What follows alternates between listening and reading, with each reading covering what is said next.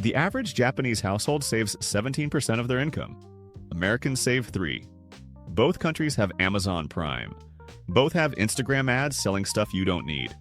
Both have the same dopamine-driven consumer culture trying to separate you from your money. But one culture treats unnecessary spending like leaving the front door unlocked, something you just don't do. Here's the exact system they use and why it works in America too. My name is Kay, and I grew up watching my Japanese grandmother repair the same jacket for 15 years. Not because she was poor, because waste felt wrong. I moved to America and discovered people finance furniture they don't need, for rooms they don't use, and wonder why their savings account looks like a bad joke. If you want to understand how tiny daily habits compound into actual wealth, hit subscribe and drop a like if this changes how you see money. You wouldn't train for a marathon by only running on days you feel motivated. You wouldn't learn piano by practicing once a month when inspiration strikes. But somehow we treat money like it responds to occasional bursts of discipline instead of boring daily systems.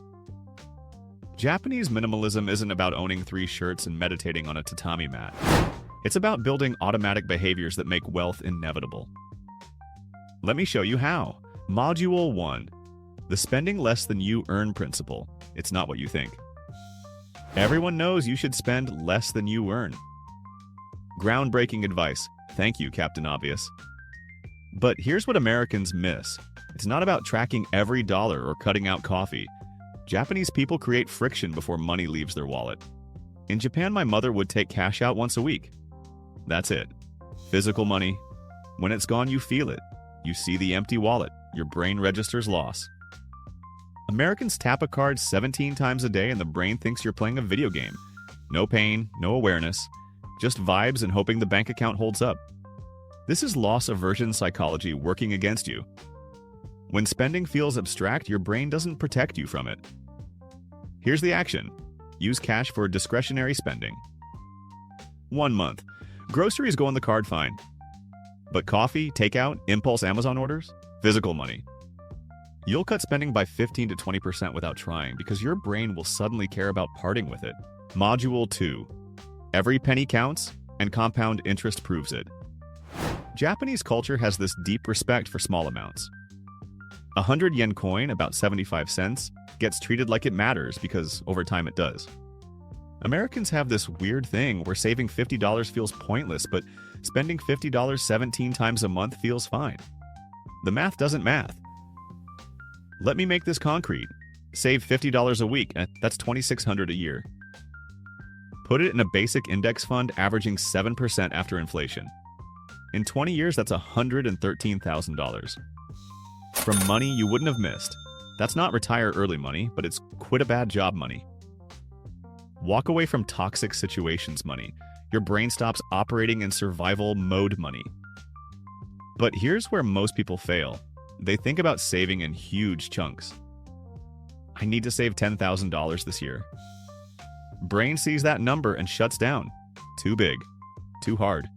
Japanese people think in tiny, consistent actions. Kaizen. Continuous small improvement. You're not saving $10,000. You're automating $200 every paycheck and forgetting about it. Set up one auto transfer tonight. $50, $100 if you can swing it. Make it leave your account the day you get paid, so you never see it sitting there tempting you. Boring beats clever every single time. Module 3, quality over quantity, the real cost of cheap stuff. Let's talk about buying cheap garbage for a second. You get a $20 toaster from Target. It breaks in 8 months. You buy another one and another. Over 10 years, you've spent $200 on toasters and you're currently using one that barely works. Meanwhile, my Japanese mother bought one good toaster in 1997. Still works, one purchase, 30 years. This is Madanai in action. The concept that waste is shameful, not in a guilt trip way, in a this thing still works, why would you replace it way. Americans have been trained by fast fashion and planned obsolescence to think replacing things is normal. It's not. It's expensive, and it's why your savings rate stays frozen. Japanese minimalists ask one question before buying anything. Will this last or will I replace it? If the answer is replace, then either buy the better version or don't buy it at all. Quality costs more upfront, but the cost per use over time destroys cheap alternatives. Before your next purchase, do this. Google the buy it for life version of that item. Yes, it costs more. Yes, it hurts to spend it. But you're buying it once. Calculate cost per year. A $100 kitchen knife used for 20 years is $5 a year. A $20 knife replaced every 2 years is $10 a year. Math is math. Let's talk about lifestyle inflation for a second, because this is where Smart Sam and Broke Brian diverge hard. You get a raise, congrats. Your brain immediately decides you need the organic almond butter that costs more than your first car payment. Not because it tastes better, because it signals you're the kind of person who has their life together enough to shop at Whole Foods. Meanwhile, your savings rate stays exactly where it was before the raise. You're making more, spending more, saving the same. Broke Brian upgrades his apartment, finances a nicer car, adds subscriptions, and wonders why he still feels broke. Smart Sam takes the raise, increases the auto transfer by the same percentage, and pretends the money never existed. In 10 years, Sam has options. Brian has a premium Spotify account and regrets. The Japanese don't do lifestyle inflation the way Americans do because there's cultural pressure against showing off. You drive a nice car in Tokyo and people think you're compensating for something. You live simply and people respect the discipline. In America, it's the opposite. Like, nobody sees your Vanguard account balance, but everyone sees your car, so people optimize for the wrong thing. Module 4. Multiple income streams. Start smaller than you think. Japanese minimalists understand that one income source is a single point of failure. Doesn't mean you need to start a 6-figure side business or become a crypto day trader. It means having more than one way money comes in. Could be tiny. $100 a month from freelance work, $50 from selling stuff you don't use, dividends from index funds. The number doesn't matter as much as the diversification. Here's the psychology. When all your money comes from one job, you live in constant low-grade fear. What if I get laid off? What if my boss hates me? What if the company folds? That fear makes you accept bad situations because you have no alternatives. The moment you have even a small secondary income stream, your brain relaxes. Not enough to quit. Just enough to think clearly instead of in survival mode. Start stupid simple. Got a skill people pay for? Writing, design, tutoring, fixing things? Offer it once. See if anyone bites. Not as a business, as an experiment. Make $50 that didn't come from your job. Your brain will process that differently than your paycheck. It'll realize money can come from places you control. The goal isn't replacing your income, it's breaking the mental monopoly your employer has on your financial security. Even $300 extra a month changes how you negotiate, how you tolerate garbage, and how you think about risk. Module 5. Time over money. The part that stings. Here's where Japanese minimalism gets uncomfortable for Americans. You're working 50 hours a week to afford a lifestyle that requires you to work 50 hours a week. The car payment, the big house, the keeping up with people who are secretly broke. You're trapped in a loop where money controls your time instead of time being the thing you protect. Japanese people will take a smaller apartment to work fewer hours.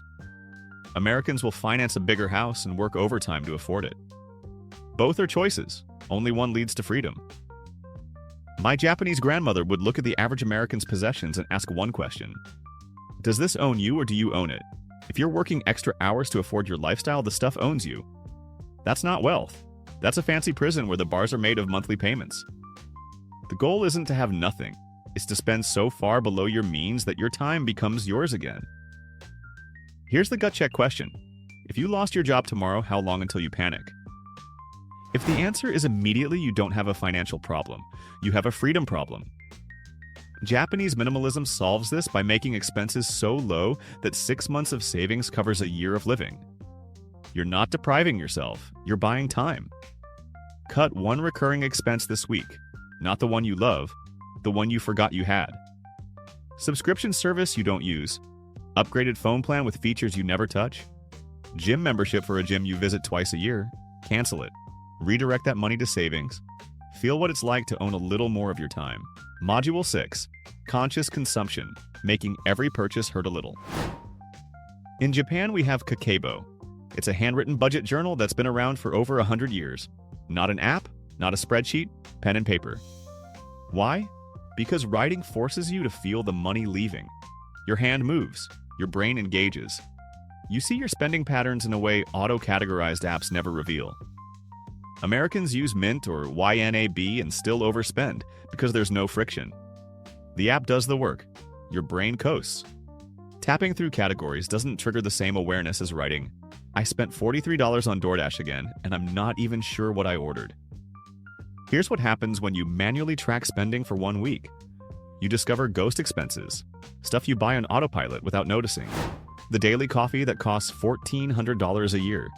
The impulse Target runs that average $60 each. The subscriptions you signed up for during free trials and forgot existed. Writing makes it real. Grab a notebook. Any notebook.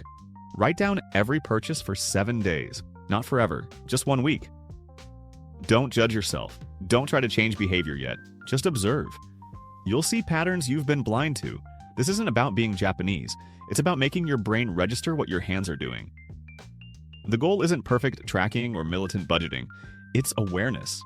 Once you see where money actually goes, you can't unsee it. And that awareness changes behavior without needing willpower.